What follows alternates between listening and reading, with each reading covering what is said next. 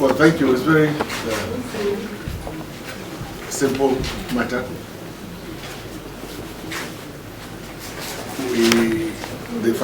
The committee, Finance, Banking, Agriculture, and National Planning had a meeting with the ministers and the CPN governor the week before, culminating in this particular report. And at that particular public hearing, I'm sure most of you were there. You were there, so you heard my questions to the CPN governor and the finance minister. The issues, as I said, are very simple. But in Nigeria, they try to make everything very complicated. If we are sincere with ourselves, we know that we have problems in Nigeria, real economic problems, resulting in unbearable hardships for the people. And there is no need papering over a cracked wall, pretending as if some monetary policies, fiscal policies will turn things around. In Nigeria, we know that nothing that goes up comes down, especially in connection with interest rates and exchange rates. And these are the bedrock of any economy. You know, you must understand that we don't have a credit economy. A credit economy is an economy where people are able to borrow with minimum conditions. But for you to borrow, you must have interest rates that are manageable. Most countries in the world have interest rates of, say, between 3 and 6%. In Nigeria, it's between 12 and 30.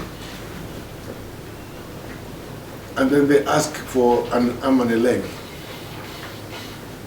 They ask for collaterals, properties.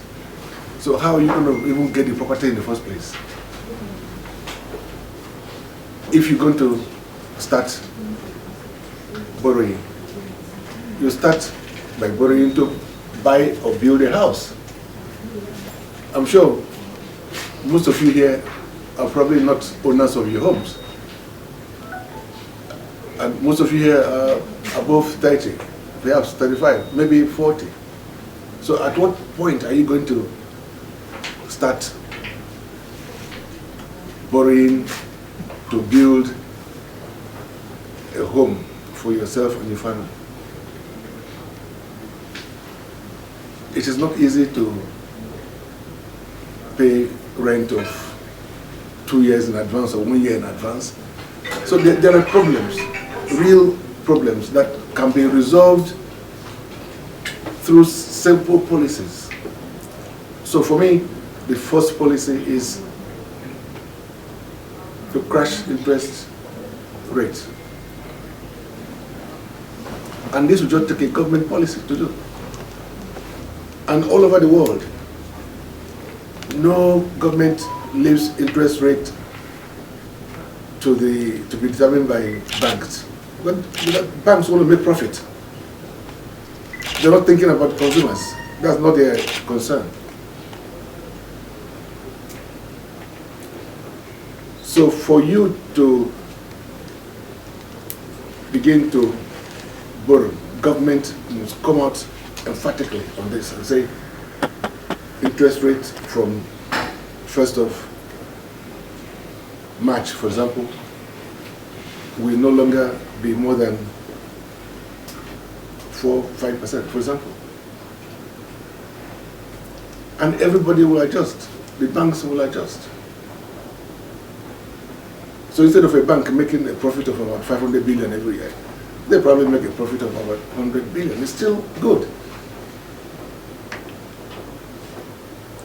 So that is number one.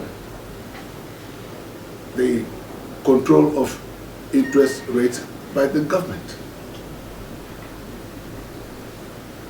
Then number two, and much more importantly, is the issue of exchange rate.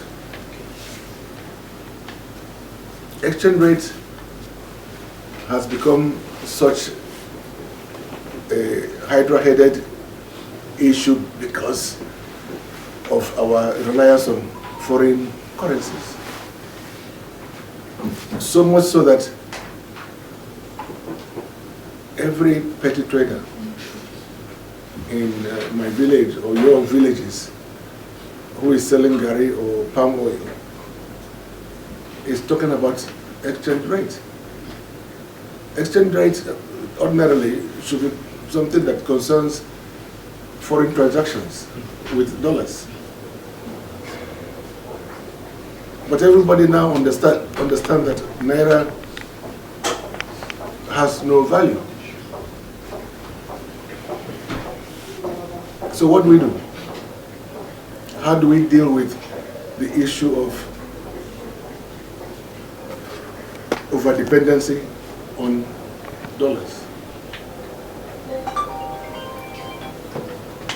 Let me just take you back a bit, because you might not understand how this all began.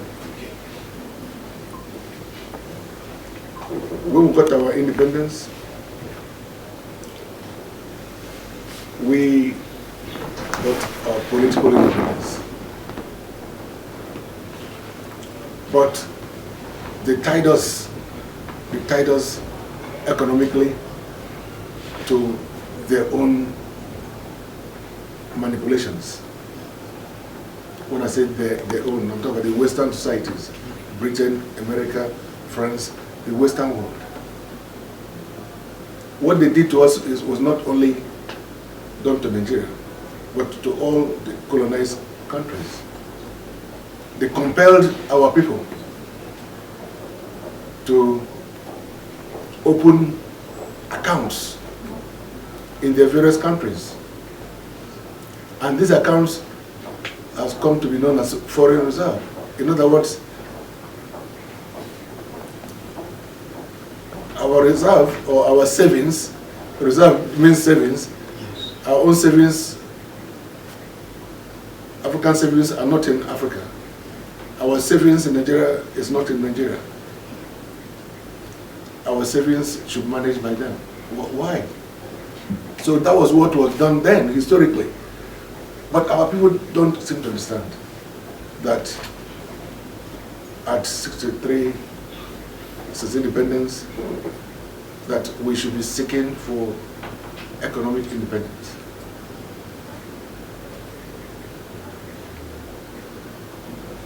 The argument is that we need such foreign reserves for balance of trade. Whose trade? Who wants to trade? They want to perpetually subject us to buying their things. Finished products. Most of the raw materials for these things are from us. From cotton, from rubber, from oil, from you name it, all of that. We add no value to our raw materials because they made it in such a way that we must sell the raw materials to them, they will finish it and send it back to us at 100% cost.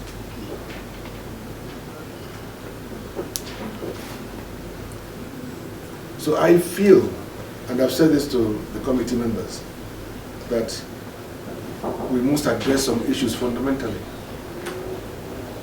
We must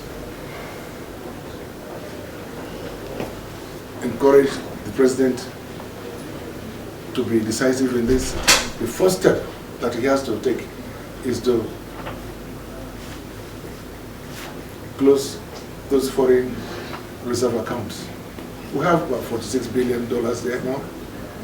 That money is not being used by Nigeria.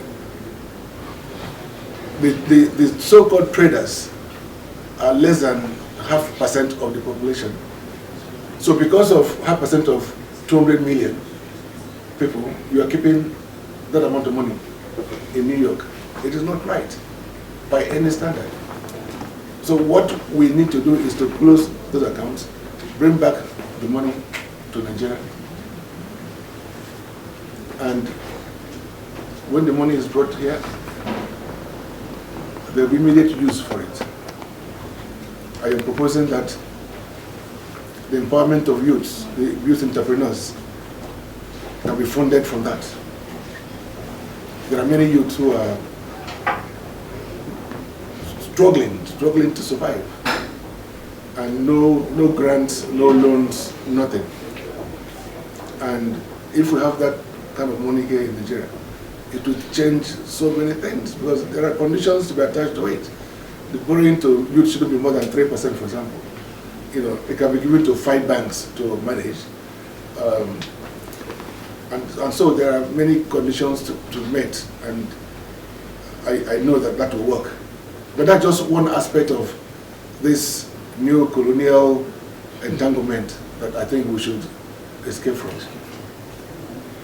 The second one, and even much more difficult to comprehend why we are doing what we are doing, is that foreign workers in Nigeria, all foreign workers in Nigeria are paid in dollars. Whether they are oil companies, they are construction companies, they work in hotels, they work in homes, they work in hairdressing salons, they are all paid in dollars. That has to stop. First of all, that is discriminatory, because if you are paying somebody from UK in dollars who is managing a hotel, you're paying the person $5,000. I can tell this is almost like a realistic thing of what they pay. Maybe $5,000 a month for a manager. Other Nigerian workers there, maybe there are about 200 Nigerian. Amount you pay for that one person is more than enough to pay all the other workers. I mean, so it is discriminatory.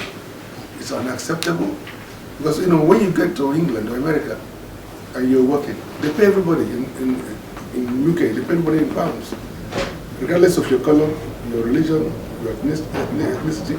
You're all paid the same. Do you understand it? So that is discrimination on its own, and that should stop. So I spoke about that too. I spoke about the foreign reserve. But the major thing that needs to be done is to stop the use of dollars in Nigeria. Because there is no other nation in the world where dual currency is allowed. None. If you've all been to any country, but let me just take France, for instance. If you go to France, I know that most of you, when you're traveling, you carry dollars, isn't it? That's what happens here in Nigeria. You carry dollars. That on its own is defeatism, if I may use that word, you know, because why will you be carrying another man's money to another man's country? What happens to your own? So you carry dollars to France. When you get to France, in France, they will not accept dollars from you anyway.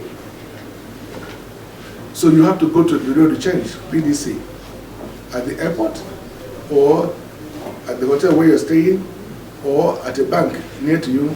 You're still going to change it to the local currency. That's how you know how people respect their own currency. So you might come with $1 million, it doesn't matter to them. The fact is that you must also respect their own local currency. And that is what happens all over the world. But in Nigeria, the reverse is the case. We don't value Naira. So anybody who comes here, if you go to Hilton now, or you go to any big shop, they will accept dollars from you. So there's just one solution. Once the use of dollar is prohibited, for example, all the DOM accounts are closed and converted to Naira,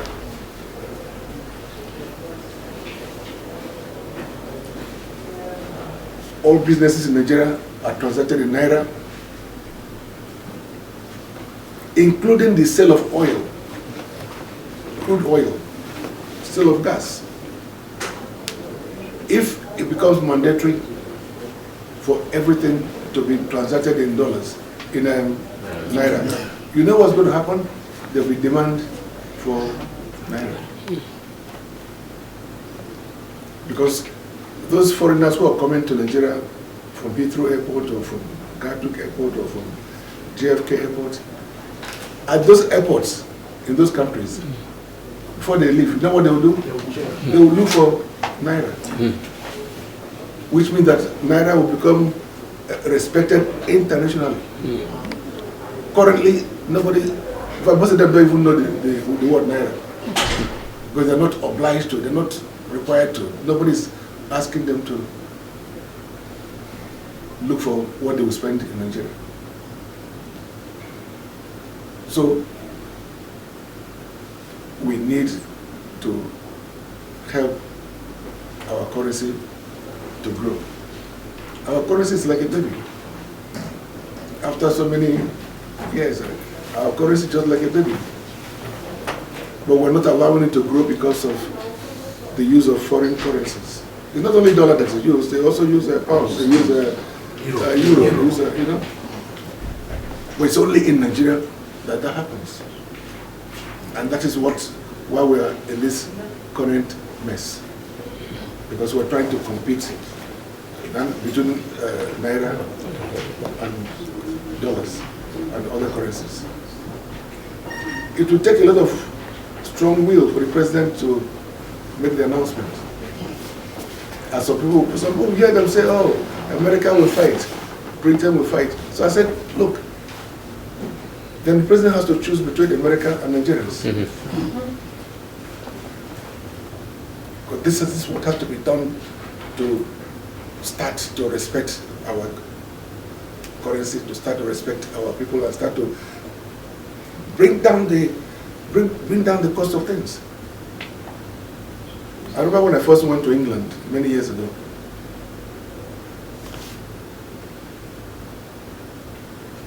At that point, in the 70s,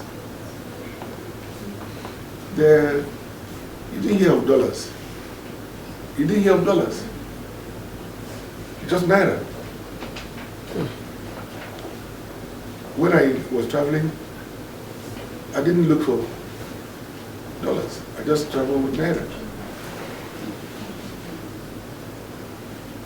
I had 5,000 Naira.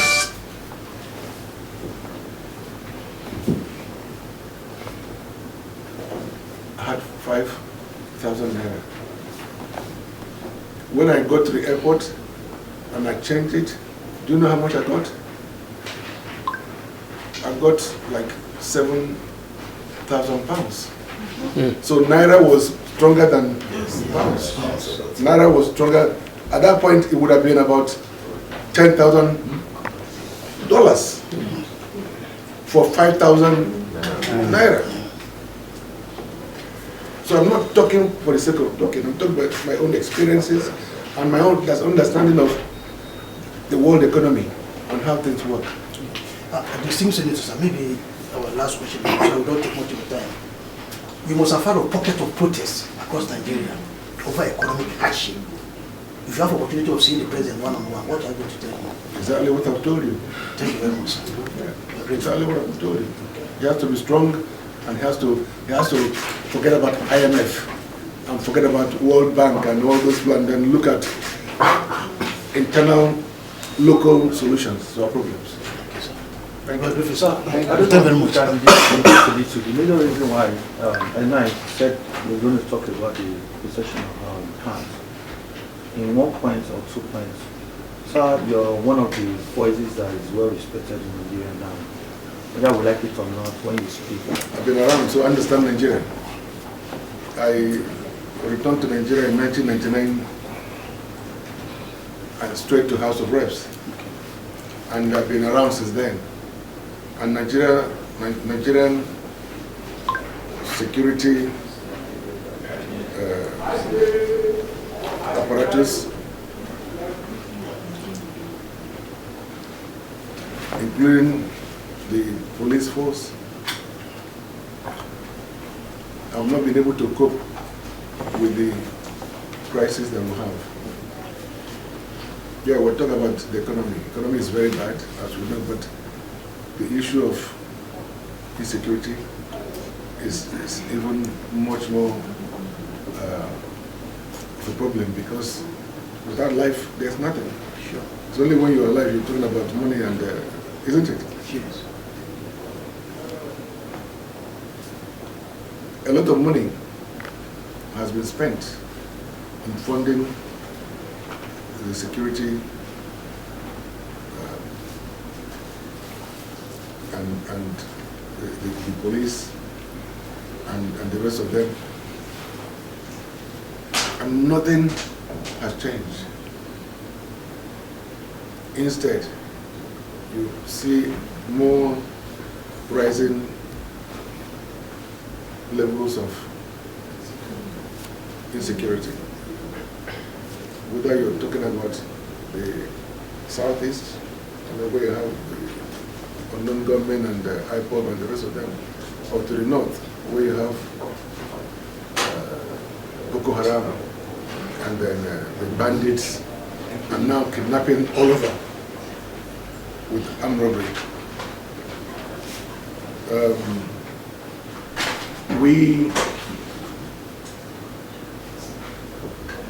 are all other victims, or we know somebody who has been a victim. My senior legislative aide, Chris Agidi, 3 months or so ago, was kidnapped. Up to today, nothing has been heard. Nothing. If it were in UK or America, the day that they went to his house, let me tell you what would have happened. Because I've spoken with the wife at length. The kidnappers were all over the estate. They were unchallenged. But there was nobody armed, only them.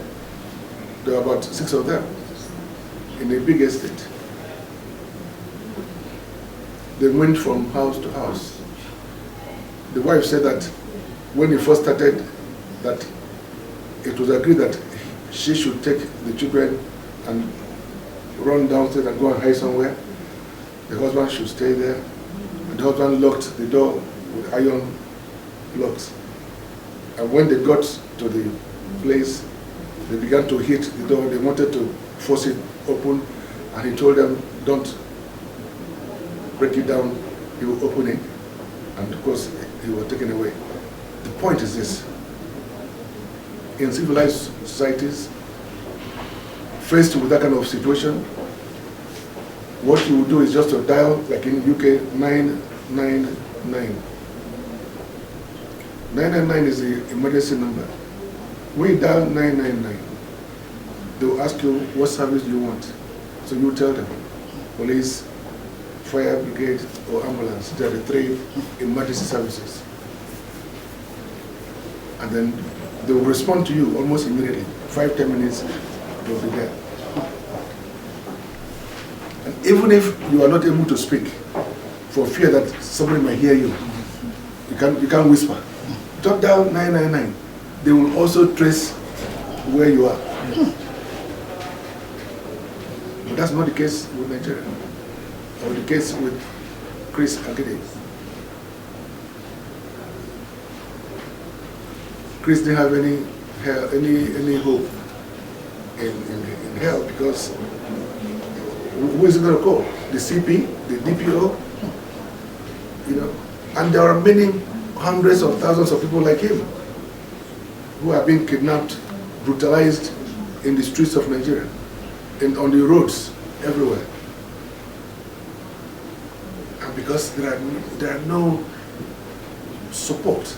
Look, the police are ill-equipped, they are ill-trained, they are ill-funded, they are ill-inspired, and they are very few. We need nothing less than 250,000 policemen to be recruited urgently.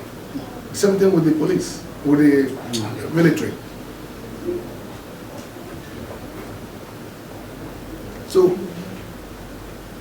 look, if the government cannot help you, they said that the primary function of government is what? To provide, protect, isn't it? But they are not able to protect you, whether you are in your home or you're on the highway driving, where they will stop you and say, come. They will take you inside the bush. They will leave a child by the roadside. I mean, you guys are part of this system. If you're happy with the way things are, then don't come here and ask questions. If you're happy, you know, just stay and wait for solution to come from heaven, or wait until we employ more policemen, spend more money, and then have a new and different Nigeria.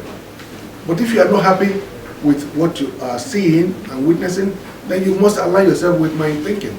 It's as simple as that. You become an advocate for what I am talking about. I mean, ab initio, you have a right to defend yourself. Anyway, in criminal law, if you are arrested for killing somebody and you say, look, I did it because it was in self-defense, it is an acceptable defense in criminal law. So if you are not able to defend yourself and the government is not able to defend you, then what do you do?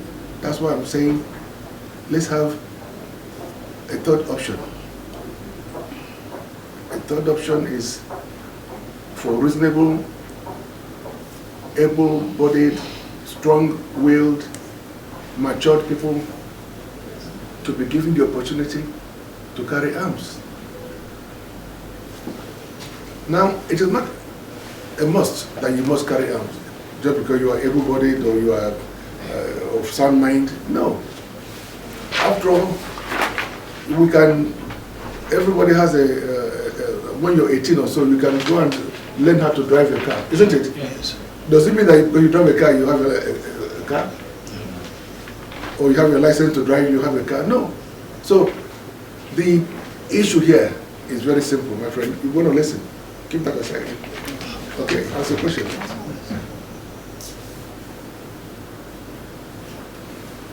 There are mechanisms that is so different from what is happening in America. In America, everybody has a right to bear arms.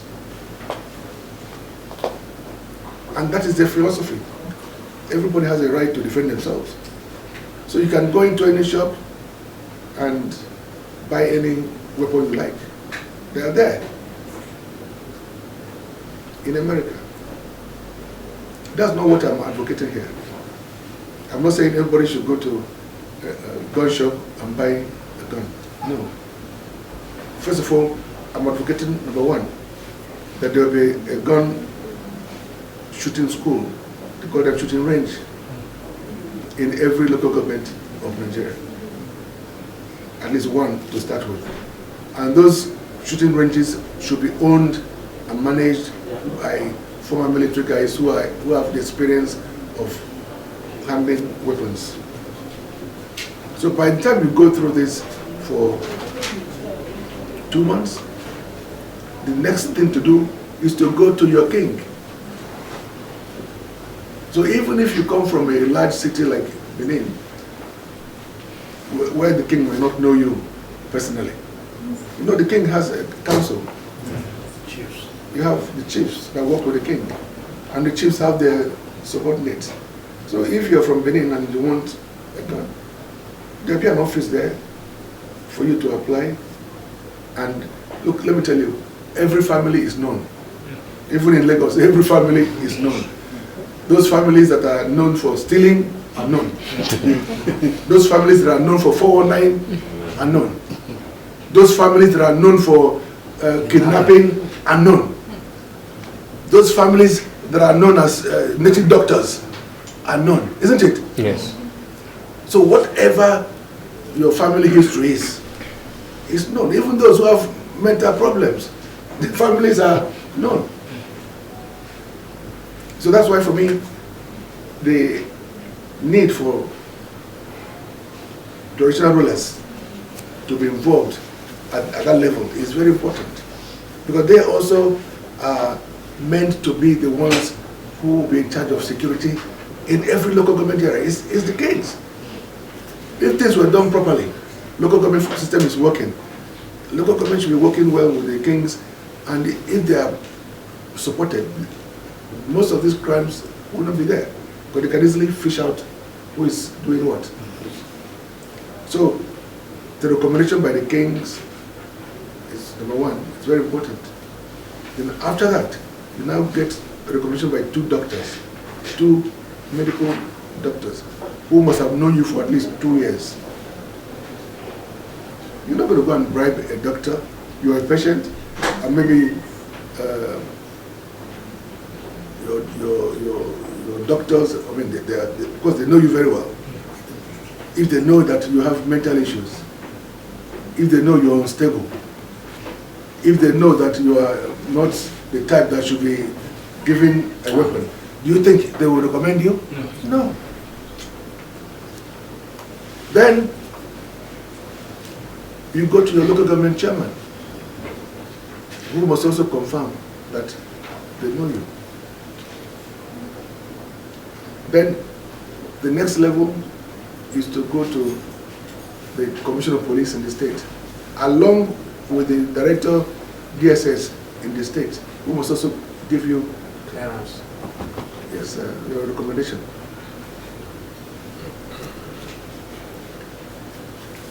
There's also the age requirement, that at least you must be 30. There's also the requirement that you must be either employed or doing a business that is known, to determine that you are a responsible citizen and you are a loafer and you are frustrated because of the system. Of course, if you're given a gun, you might be asking for problems, because that kind of person can also use it to rob, Yes. isn't it? Yes. So you're going to make a difference between the categories of people who are qualified to be given these licenses or the guns. You know. So by the time you are done with all this obtaining confirmations, you now go back to the shooting range school, who should be the ones selling the guns. Okay? They will take the time to verify that those documents you've gotten from the king and from everybody else were obtained genuinely, that you didn't forge them. And by the time you're done with that, you can go and choose the gun that you want. You have the license.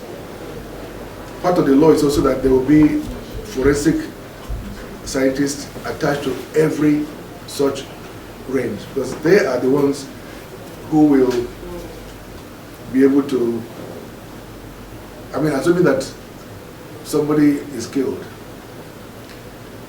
they'll get the bullet from the shot that killed the person. They'll be able to link the bullet to a particular gun. So it should be a data of all guns. The fact remains that whether we go through what I'm proposing or not, there are many illegal weapons in the system anyway. Isn't it? Yes. Many. And they are continuing, they are increasing. and they're not going to surrender. So what do you do? A few days ago, I read the papers that students at Obashuku Polytechnic were attacked, and that this was it's been happening quite often. Armed robbers will just go there because they know the students are not armed. They rape them, they break down their doors, and they stab those who try to resist. Again, if the security at the university, like the vigilante or security, private security firms are armed, do you think that those kind of things will be happening? No. So the call for self-defense is not just only for individuals, but for groups. That should also go to vigilantes, that should go to the private security firms. But there are many people who are working for private security companies, but all they have is just the uniform, isn't it? Yes. At an open gate. So when armed robbers come, they kill them like chickens, isn't it? So we should have a system that enables such groups to be armed too. Okay, sir, on the one side, it's security.